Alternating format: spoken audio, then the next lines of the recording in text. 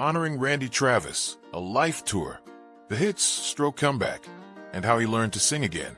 Welcome to another episode of Iconography, brought to you by Iconoclasmic TV, home of the stars on the ground and in the sky. While these reenactment stories may be based on true events, any resemblance to a celebrity or public figure is purely coincidental. Our sources will always be protected, and any attempts at legal action will be met with non-payment. Now be sure to visit iconoclasmic.com for free news, reviews, movies, money, and more. Because stars may burn out, but icons never die.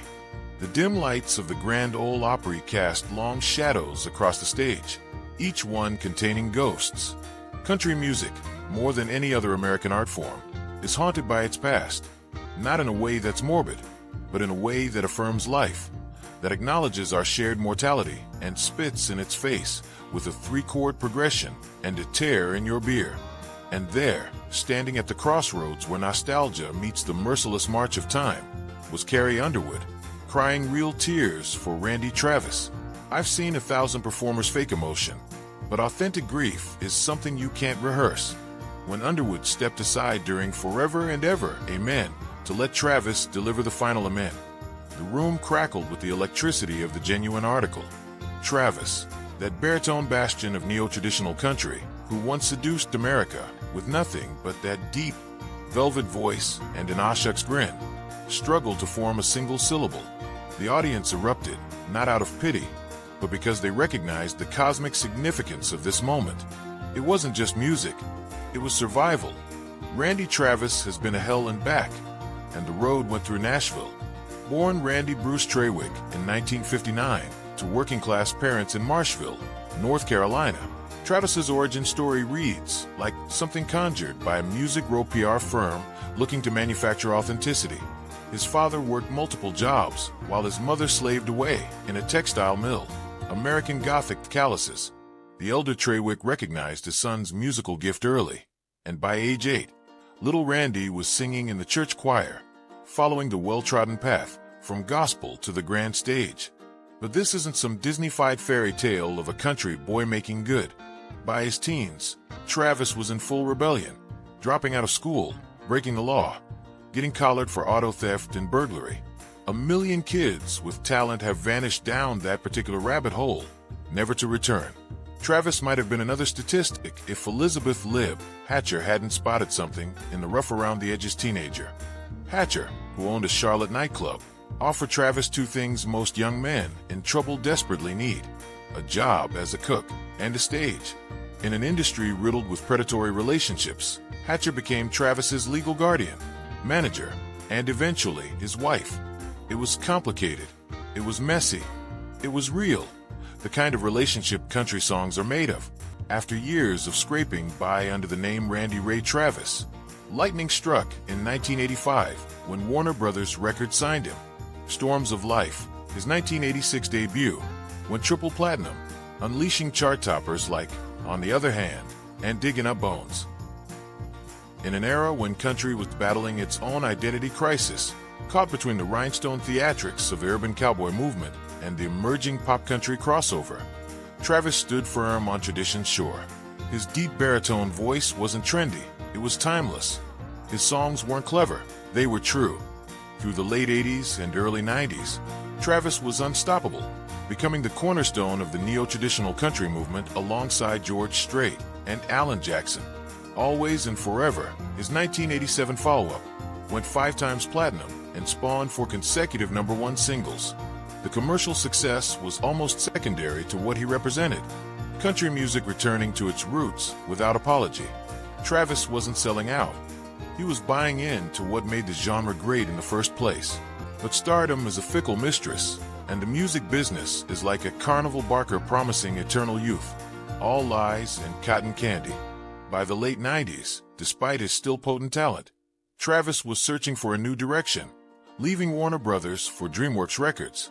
The hits didn't come as easily, and the man who once defined country authenticity found himself fighting to stay relevant in an industry that was busy chasing the next shiny object.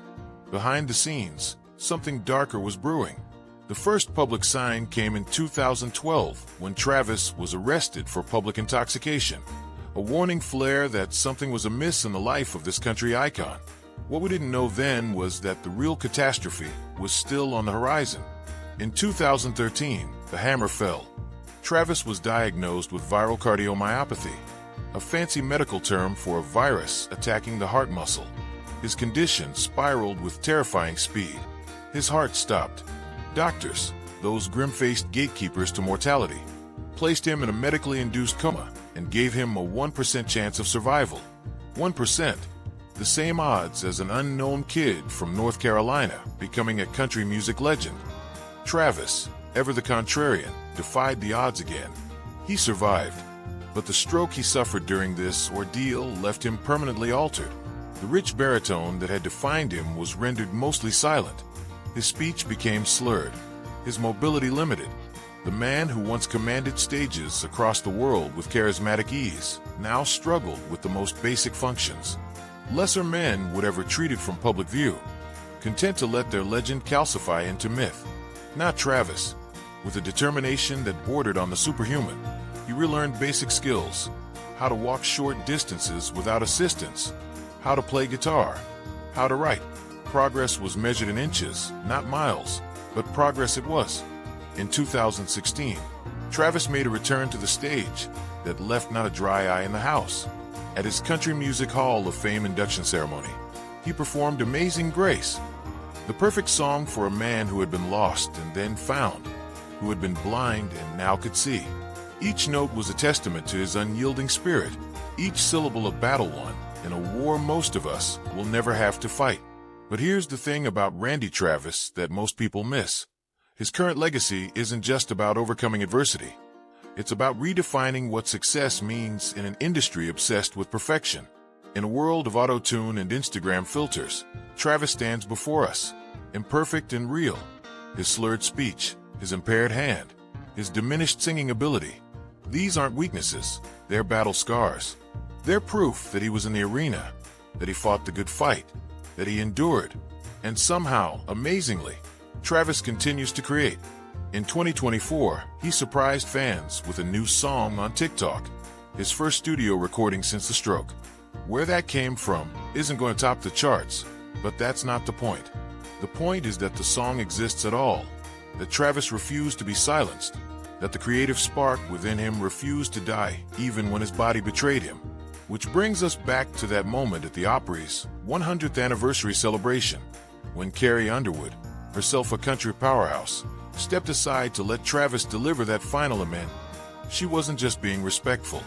She was acknowledging something fundamental about music and about life, that sometimes the imperfect note carries more truth than the perfect one. Travis's amen wasn't technically impressive. It wasn't in pitch. It wasn't clean. But it was real, goddammit. It was earned through blood and sweat and tears.